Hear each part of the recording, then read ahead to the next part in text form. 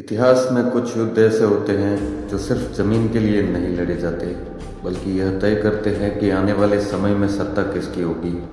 भोपाल का युद्ध उन्हीं में से एक था। 18वीं सदी का हिंदुस्तान एक ऐसा दौर था जहां सत्ता तो अभी भी दिल्ली के हाथों में थी, लेकिन उसका नियंत्रण लगातार कमजोर होता जा रहा था। मुगल साम्राज्य अभी भी हिंदुस्तान का सबसे बड़ा नाम था, लेकिन असली ताकत धीरे धीरे उसके हाथों से निकल रही थी। मुगलों की इसी कमजोरी के बीच दक्कन में एक नई शक्ति तेजी से उभर रही थी, मराठा साम्राज्य, जिसका नेतृत्व एक ऐसा योद्धा कर रहा था जिसने अपने पूरे जीवन काल में कभी भी पराजय का सामना नहीं किया। उसकी तलवार से ज़्यादा खतरनाक उसका दिमाग था। उस योद्धा का नाम था पेशवा बाजीराव बल्लाल। सिर्फ एक दशक के भीतर ही बाजीराव ने मराठा शक्ति को एक नई ऊंचाई पर पहुंचा दिया।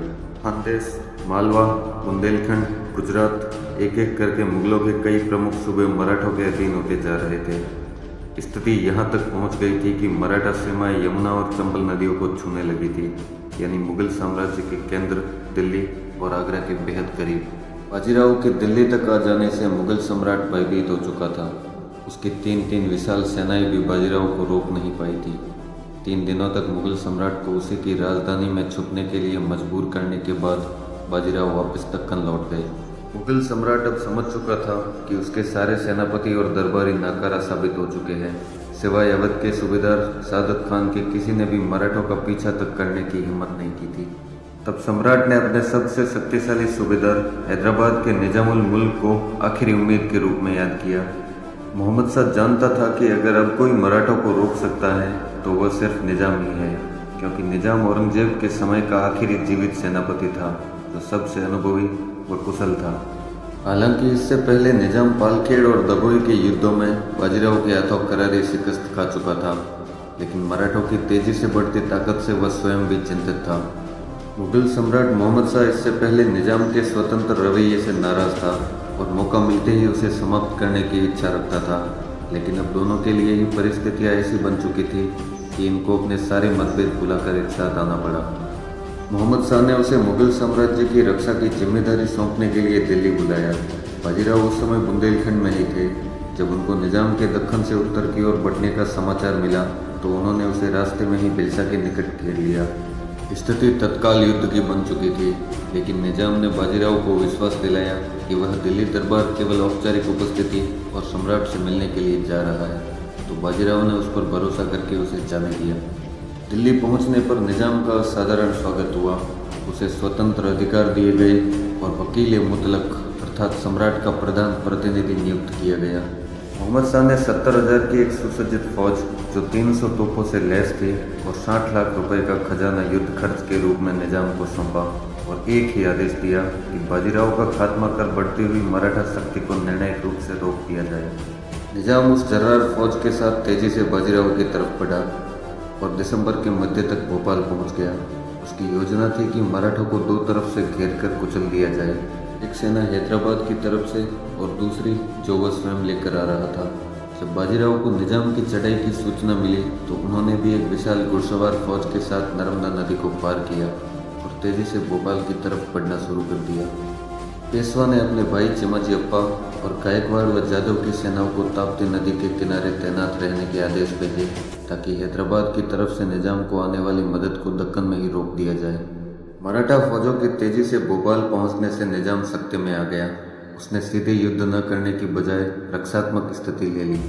पीछे झील और आगे एक नाले की प्राकृतिक सुरक्षा के बीच में उसने अपनी फौज को तैनात किया। बाजीराव ने अपने सेनापति राणोजी सिंधिया, पिलाजी जादव और सयाजी गुज्जर की सेनाओं को निजाम की सेना के केंद्र पर शुरुआती हमला करने के आदेश दिए, जो राजपूतों द्वारा संरक्षित था। मराठों ने मुगल फौज के केंद्र को भारी नुकसान पहुंचाया। निजाम ने आगे लड़ने का जोखिम नहीं उठाया और पीछे हटते हुए भोपाल के किले में शरण ले ली, जहां उसकी तोपों और प्राकृतिक बाधाओं के कारण मराठा घुड़सवार फौजें उस पर हमला नहीं कर सकती थी। यह बात निजाम अच्छी तरह जानता था।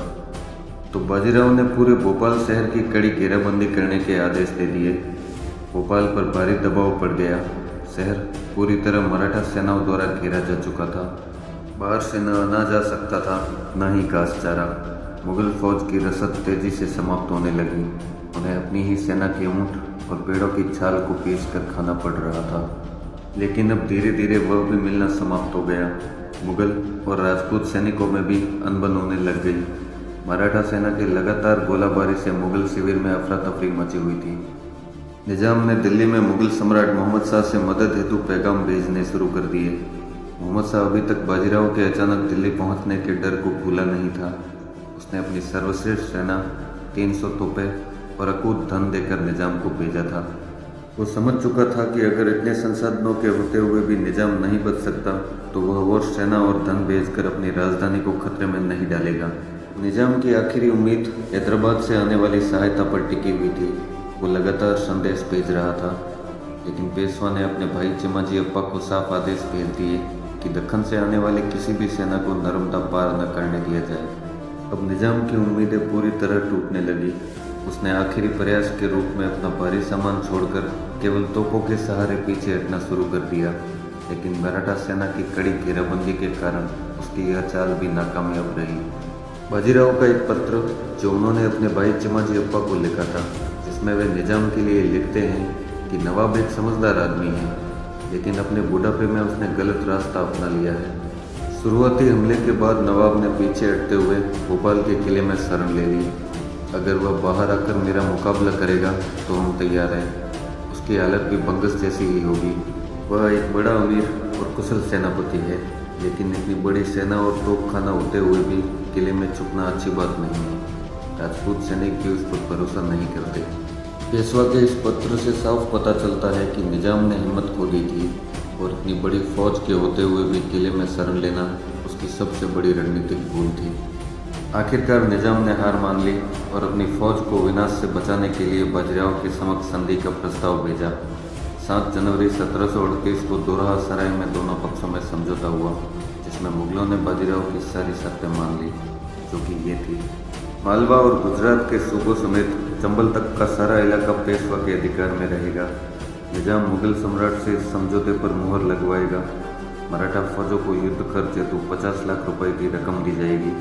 और भी कई छोटी बड़ी शर्तें मनवाकर बाजीराव ने घेराबंदी हटा दी और मुगलों की भूखी सेना को भोजन व पानी दिया। भोपाल की जीत पेशवा बाजीराव के शानदार करियर का चरम बिंदु थी। ये युद्ध भारतीय इतिहास का एक निर्णायक मोड़ था। यह केवल एक सैन्य विजय नहीं थी, बल्कि यह एक नई युग की शुरुआत थी, जहाँ से मुगल सत्ता का पतन और मराठा साम्राज्य का उदय हो रहा था।